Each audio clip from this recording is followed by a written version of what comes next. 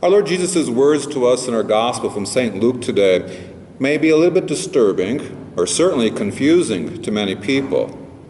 If anyone comes to me without hating his father and mother, wife and children, brothers and sisters, even his own life, he cannot be my disciple.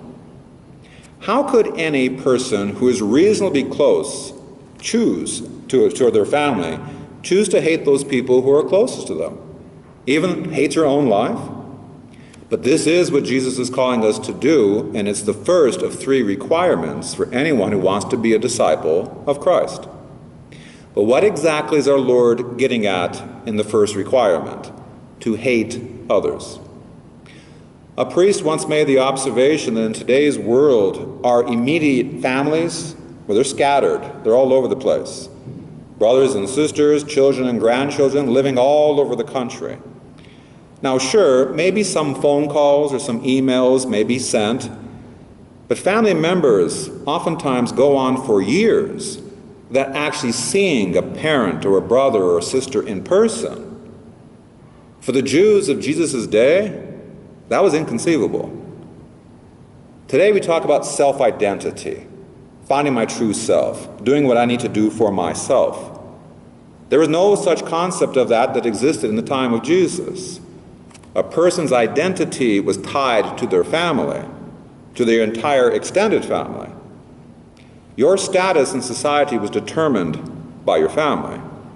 And to offend your family or to bring shame to it was among the worst possible sins.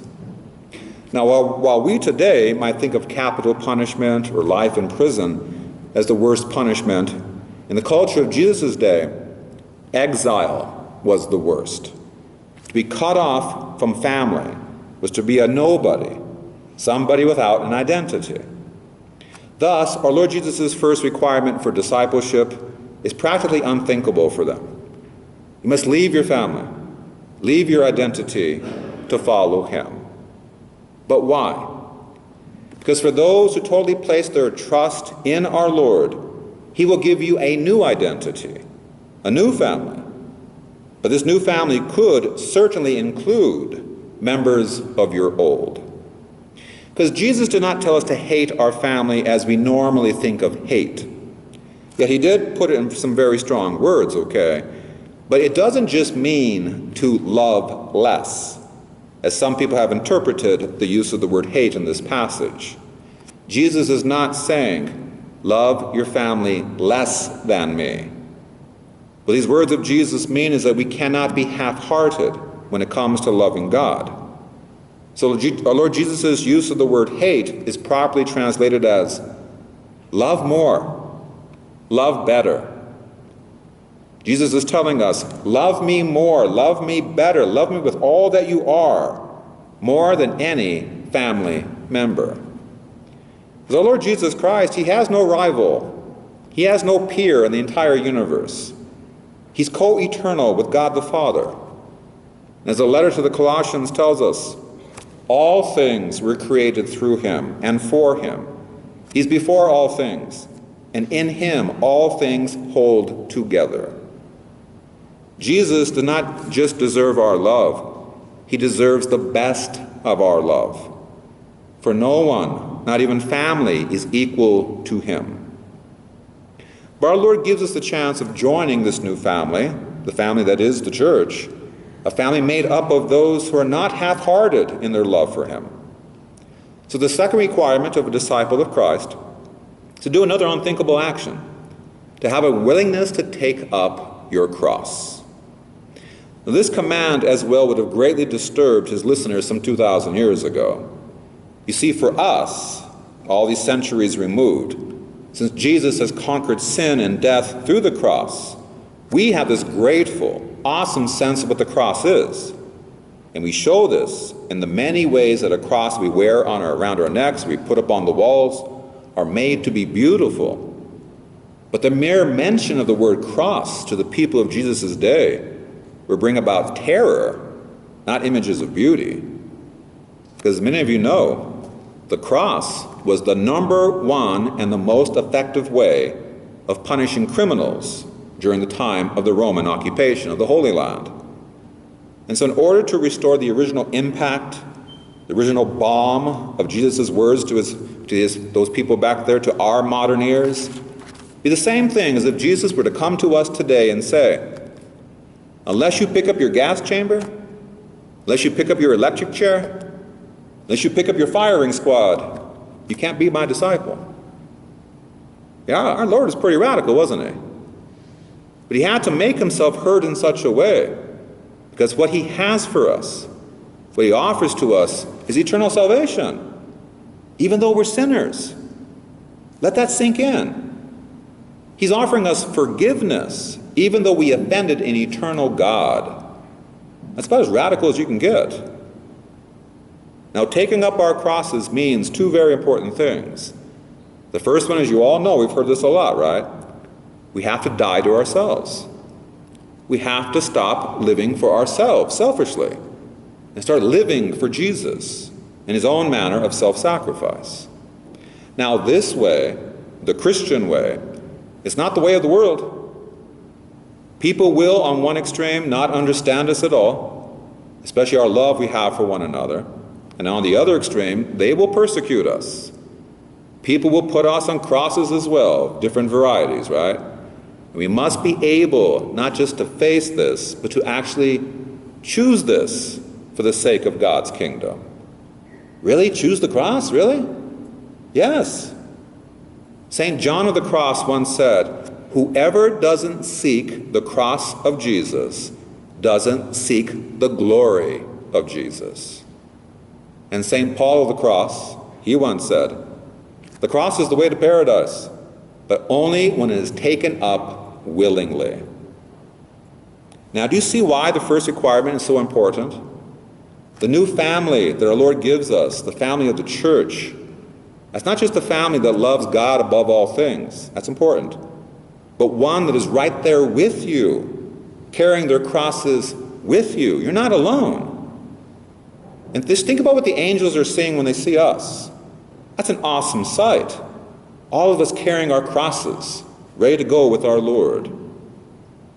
But the final requirement to become a disciple of Jesus, and you guessed it, it's another demanding one. Any one of you who does not renounce all his possessions cannot be my disciple. Now, does this mean we have to go and sell everything, all of our stuff, and go live in a tent or go live in a van down by the river? Is that what we're supposed to do here, okay? But once again, let's look back at the mindset of the people who lived during the time of Jesus to get the insight into this one. The notion of the time of Jesus was that there was only a finite number of things. See, we live in an age of incredible abundance. If something breaks, oh, throw it away, I'll buy another one. That's not how they thought at all. If you had two of something back in those days, it meant that somebody somewhere was going without. Thus, our Lord's command for a disciple of his to give up all of their possessions is actually called a justice. Someone who's going to be a follower of Jesus is someone who should be, like the Master himself, totally concerned about the needs of others. In other words, we have to have others in mind first. But we will never be totally concerned about others if we do not die to ourselves. And if we have not accepted the fact that through our faith, we belong to a greater family, a family that gives us our identity. Don't forget, if anybody ever asks you who you are, there's a whole bunch of ways you can answer that, right? Okay, I come from this family, I'm this ethnic heritage, I'm an American, I'm this, I'm that, okay? What are you primarily? You're Catholic. You're Catholic. That's your identity. That's who you are. And so this gospel passage comes down to this. Why do we do what we do? What or who guides our choices? What group shapes our thoughts and our behavior? Family? Friends? The talking heads on television? Do the possession that other people have lead us to love those things more than we love God? Does status mean more to me than my relationship with Jesus? You see, if we've been caught up in the world, well then don't wait, guys. Don't wait until it's too late to find out. The world has nothing to give you that's lasting. Nothing to give you that's lasting. And so if it's time to leave, it's time to leave. If Jesus has the bus parked out in front of the church, it's time to get on the bus and go, guys. There's no reason to stay anymore, because the world has nothing lasting to give us. But our Lord, in his great generosity, won't leave us empty-handed, will he? He will give to those who can love him better than the rest a brand new family, one that could and should include your earthly family. He'll give to you a brand new identity, a brand new life. Even though there might be a little bit of suffering involved as we die to ourselves, that's okay. And he will give to you brand new treasure, the things that truly matter, the things that would truly last. And part of that treasure is a treasure of the presence of others in your lives. You have no idea how many saints you're surrounded by, do you? Do you? There's saints all around you. In fact, I want you to become one of them for other people. Realize how greatly God has blessed you with the people he's placed into your lives. Because yes, our Lord Jesus' demands are radical and they're difficult, but learn to place your trust in him. For St. Paul the Cross sums it up. Entrust yourself entirely to God. He is a Father, and a most loving Father at that, who would rather let heaven and earth collapse than abandon anyone who trusted in him.